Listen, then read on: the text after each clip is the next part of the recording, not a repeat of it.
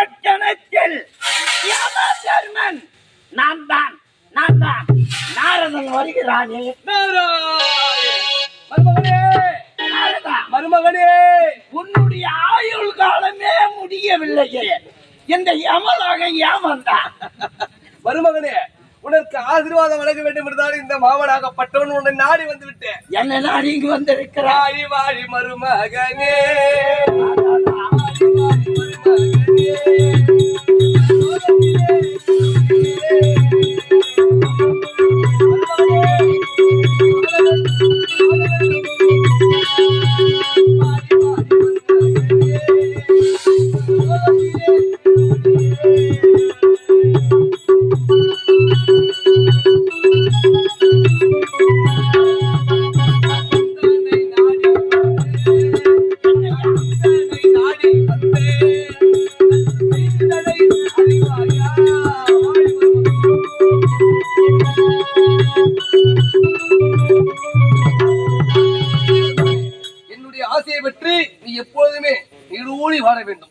மருமகனே, உன் ஆயுள் காலம் தான் முடியலையாங்க வந்த நாரதா. என்னுடைய ஆயுள் காலமா?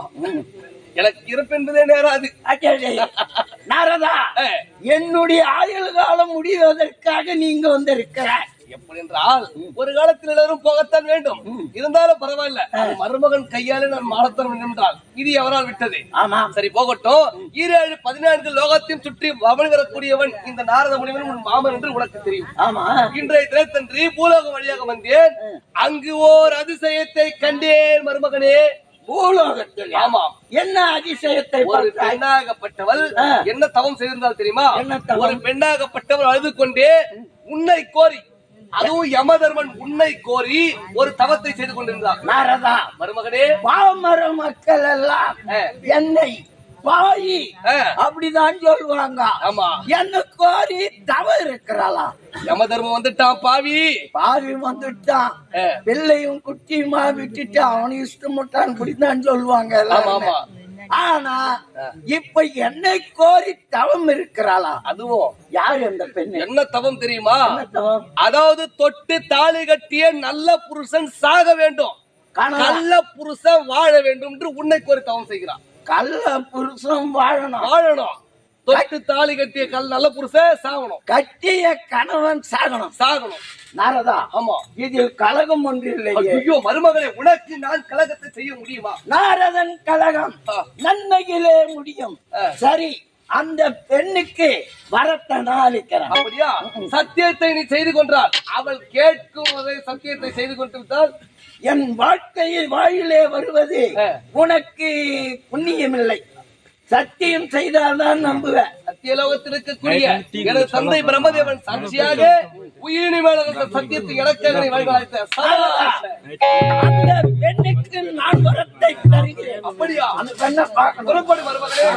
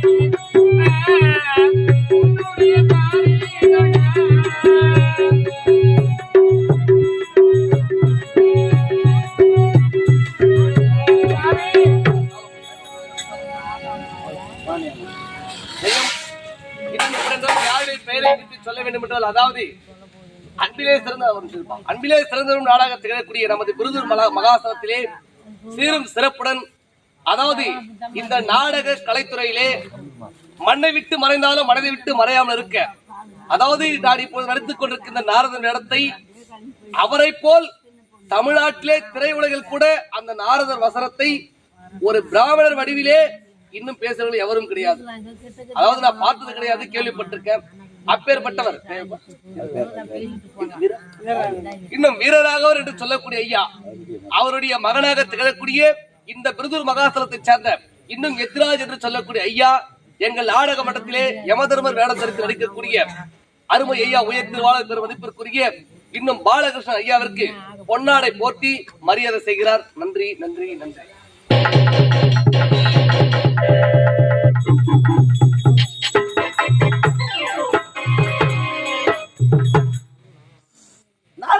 வரும்பொழுதே உனக்கு மரியாதைகள் எப்படி இருக்குது பார்த்தாயா? ஆகவே இந்த மாமாவை நம்பு, உனக்கு வராதே வம்பு. எங்க அந்த பெண்ணு? அப்படியா? வா வா, அழைத்து செல்கிறேன். வா, உஷார் உஷார் சுவாமி. தீர்க்க சுமங்கலி பவா, தீர்க்க சுமங்கலி பவா, தீர்க்க சுமங்கலி பவா. இந்த பெண் தான் என்னை கோரி தவம் இருக்கிறார். இப்பொழுது நானே வரத்தை அளிக்கிறேன். பெண்ணே, உன்னுடைய கணவன் நீடொழி காலம் வாழணும், கள்ள புருஷன் சாகணும். கொடுத்தேன் வரோம், கொடுத்துட்ட வரத்தை கொடுத்து விட்டுருங்களா? என்ன வர கொடுத்தீங்க? தன்னுடைய கணவன் நீடொழி காலம் வாழணும், கள்ள புருஷன் சாகணும். மருமகனே, இங்க வாங்க. என்ன உனக்கு புத்தி இருக்குதா? இவங்களாம் ஏன் சிரிக்கிறாங்க? இல்ல புத்தி இருக்குதான்னு கேக்குறேன். யாரும் இல்ல. மாட்டிக்கிட்டேடா பாவி, நானா மாட்டிக்கிட்டேடா பாவி. எமன் உயிரை பிடிக்குதான் தெரியும், ஆனா நான் யாரிடத்திலும் அகப்பட மாட்டேன். இவ என்ன நிலைமையில் இருக்கிறாள் முதல்ல பாத்தியா? சுவாமி, நீங்க ஒரு குறை இருக்கு சுவாமி. என்னவென்று ஒருத்தீர்கள்? உன்னுடைய கணவன் நீடுடைய காலம் வாழணும். என்னுடைய கணவர் நீடுடைய காலம் வாழ வேண்டும், கள்ள புருஷன் சாகணும். இந்த ஊர்ல பெருத்தூர்ல எந்த கள்ள புருஷன் நான் வச்சுக்கிறேன். முதல்ல காட்டு, காட்டு ஆளை காட்டு, ஆளை காட்டு. முதல்ல யார வச்சுக்கிறேன்? மதுரையில உனக்கு கேட்டாங்களா? யார வச்சுக்கிறேன் சொல்லு, யார வச்சுக்கிறேன்? கணவரை செத்துமா இருக்கிறாரு. நிலையில் என் கணவரை செத்து போயிருக்கிறாரு. இப்ப கணவன் உயிரை தாய் என்று ஆமாங்க, உயிரை கொடுங்க. என் கணவர் முகத்தை நான் பாக்கணுங்க. இந்த யமனுக்கு உயிரை பிடிக்கதான் தெரியும், உயிரை கொடுக்க எனக்கு தெரியாது. உயிரை கொடுத்தாதான் இந்த இடத்த விட்டு நான் உன்னை அனுப்புவேன், இல்லன்னா இங்கேதான் இருக்கணும். நான் வரோம், நாரதர் ஏன் கூப்பிடுறேன்? கூப்பிடாதே, சாமியை கூப்பிடாத. அவரு மும்மூர்த்தி தேவர்கள் எல்லாம் எனக்கு இஷ்ட கட்டளைப்படி உயிரை பிடிக்கதான் தெரியும். உயிரை என்னால் திருப்பி தர முடியாது. உயிரை கொடுக்க சொல்லு சாமி, உயிரை கொடுக்க சொல்லு. என்ன பாத்துக்கிறேன்? முதல்ல என் உயிரை கொடுக்க சொல்லு. என் கணவர் உயிரை பாக்கல, என் கணவர் முகத்தை பாக்கல. இந்த பாவி ஒண்ணு என் கணவர் முகத்தை பாக்கல. உயிர் தருமா? உயிரை கொடுக்க சொல்லுங்க சுவாமி. கள்ள மிட்டாயமா உடனே வாங்கி கொடுக்க உயிருமா? எல்லாம் ஸ்டாக்ல இருக்குது, உயிர் கொடுக்குறதுக்கு. அதற்கு ஏன் பேசுறீங்க? இருமா, தெரிஞ்ச நயமாக வந்து சேர்த்து பெற்றுட்டோம். எல்லாம் கைக்குடி வரும்போது ஏன் இப்படி அவசரப்படுற? யாருக்கு எவ்வளவு போடுவீங்க? எல்லாம் 100க்கு 100 தான். 100க்கு 100 தான். மருமகனே, கொடுத்துதான். ஆமா, சொல்றதை கேள். மும்மூர்த்திகளை மெல்ல மதுவாக அழைத்து வருகிறேன். அவர்களுக்கு இப்படி கேளு. அவங்க எங்க இருக்கிறாங்க? இதோ இங்குதான் இருக்கிறார்களே.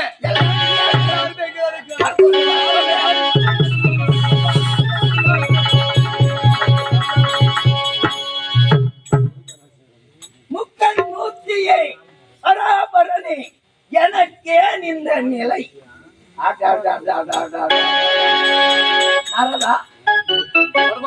இவர்கள் எல்லாம் இங்குதான் இருக்கிறார்கள். அதாவது என்னவென்று நன்றாக யோசித்துப்பார். அதாவது கொடுத்தது கொடுத்து விட்டாய், இறந்து கிடப்பவன் எவர் என்று உனக்கு இன்னும் தெரியவில்லையா? எனக்கு நன்றாக தெரியும். இந்த பிணம் யார் தெரியுமா?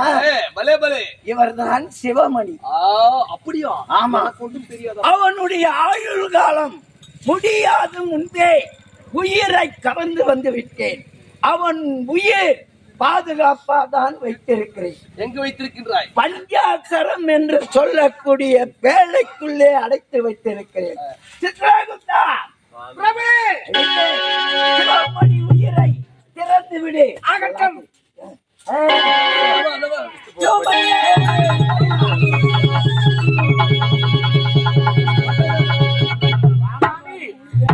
சுவாமி, வாழ்க வாழ்க வாழ்க வாழ்க. அத்தை, அத்தை, அத்தை. சுவாமி, இந்த பெண் யாரு? உன்னுடைய மனைவிங்க. என்னுடைய மனைவியா? ஆத்ம திருமதி இருந்து விட்டாயா? இதுதான் திருமணமே ஆகவில்லையே. திருமணமே ஆகவில்லையா? என் உயிர் பிரித்து விட்டது. அடடடடட, பலே பலே. சிவமணி, ஆத்ம திருமதி இழக்காதே. இவள் யார் என்று தெரியுமா? யார் இந்த பெண்? அதாவது உன்னுடைய ஆயுட்காலம் முடிந்து விட்டது என்று யமதர்மன் உன் உயிரை பிடித்து சென்ற பொழுது நீ இறந்த பிணமாக இருந்தாய். இறந்த பிணத்திற்கு முன்வந்து உன் கரத்தால் தொட்டு அவளே மாங்கல்யத்தை சூட்டிக் கொண்டு விட்டாள். அப்பொழுது எவருமே செய்ய முடியாத பாக்கியத்தை இவள் செய்தாள். இவள் மாங்கல்ய பலத்தால் தான். இவனுக்கு என்ன புராணமா சொல்லு இருக்கீங்க? அர்ப்பனுக்கு வாழ்வு வந்தா அத்தராத்தில கூட பகல் மட்டும் பிடிச்சிக்கலாம். ஆகையாலே அப்பொழுதே உனக்காக முன்வந்து இவள் உன்னை தொட்டு தாலி கட்டி விட்டாள். இவளே பிறகு நீ தாலி கட்டினியா? அப்படி இவருடைய மாங்கல்ய பலத்தால் தான். வாடங்க, அப்படி இவள் மாங்கல்ய பலத்தால் தான் நீ உயிரை பெற்று இங்க வந்து விட்டாய். புரிகிறதா? சுவாமி, இருந்தாலும் இவர்கள் மூவருக்கும் ஒரு சந்தேகம். என்ன சந்தேகம் உங்களுக்கா? கேள்வி கேட்டால் ஒரு பெண் இருக்கின்றான், அடுத்தவன் சிரிக்கின்றான். அங்கிருந்து வந்தீங்க தாத்தா, அதாவது அப்பா என்னை பின்தொடர்ந்தே வாருங்கள் உரைத்திடலாம். நேராக வந்தீங்க, இவள் உங்கள் பாதரத்தை ஆதரவாக பட்டுக் கொண்டு விட்டார். நீங்க என்ன சொல்றீங்க? அதாவது அவன் என்ன கேட்டா, பாதரத்தை ஆதரவாக பட்டுக் கொண்டு விட்டதால தீர்க்க சுமங்கலி என்று கூறினேன். அவள் என்ன கேள்வி கேட்டால் உன்னை பார்த்து தீர்க்க சுமங்கலி பவா என்று என்ன கேட்டாள். பூவோடு பொட்டோடும் பூசு மஞ்சளோடும் நீரோடி வாழ வேண்டும் என்று நீ. ஆகவே அவ கேட்டதோ கேள்வி, நீ கொடுத்ததோ வரம். கேள்வி கேட்ட ஒரு பெண், கொடுத்தவன் விழிக்கின்றான், அடுத்தவன் இந்த நாரதன் சிரிக்கின்றான். போ நாரதா, அப்ப என்னுடைய கேள்விக்கு 10 காலில் 8 கால் போனால் களத்துக்கு மேல் எத்தனை கால் என்று உரைத்தேன். அதாவது களம் என்பது நாம் உண்ணக்கூடிய உணவாக அந்த தட்டு என்று சொல்லக்கூடியது. உண்மைதான். அப்பேற்பட்டது களமாகப்பட்டது. ஒரு நண்டாகப்பட்டதுக்கு 10 கால்கள் உள்ளது. அதிலே தேவையில்லாத கால்களோ 8 கால்கள். 10 காலில் 8 கால் போனால் கடத்துக்கு மேல் 2 கால்கள் நண்டு கால்கள். அதுதான் உங்களுக்கு உரைத்தது. பார்த்து என்ன கேட்டேன், அதாவது ஒரு பெரிய வெள்ள முள்ளங்கியை 4 சக்கர மாற்றங்களில் ஏற்றிக்கொண்டு செல்கிறார்கள் உரைத்தேன் அல்லவா? எப்படி என்றால், அதாவது ஒரு மனிதனாகப்பட்டவனை இறந்து விட்டால் அவன் மீது வெள்ளை ஆடையை போர்த்தி அவனை தூக்குவதற்காக 4 மாடர்கள் தேவை. ஆகையால் தான் உங்களை நான் நயமாக வார்த்தையாடி ஒரு பெருத்த ஒரு முள்ளங்கியை 4 சக்கர மாற்றங்களில் ஏற்றிக்கொண்டு செல்கிறார் என்று உரைத்தேன். கூட தெரியாமல் நாரதன் வார்த்தை நம்பி நீங்களும் வந்தீர்கள், உயிரை கொடுத்தீர்கள். நாரதா, ஐயோ பயப்படாதா, உன்னை பார்த்தாலே பயமாகுதுப்பா. பத்மாவதி என்ன கேட்டார்? கணவன் உயிரை தாய் என்று.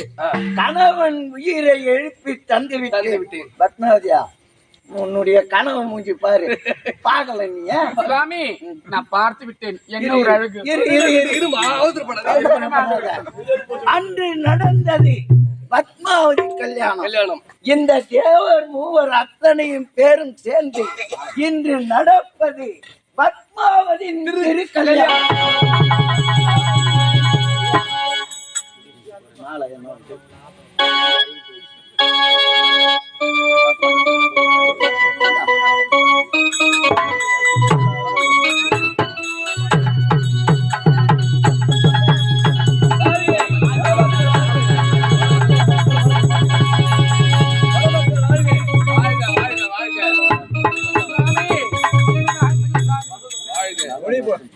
இன்று முதல் உன்னுடைய மாங்கல்ய வளர்த்தினால் சுவாமி, அது மட்டும் இல்ல, நல்லவர்களுக்கு அர்த்தம் சொல்லாத போயினே இருக்கணும். போங்க, யாரு உங்களுக்கு ஆயிட்டாங்க?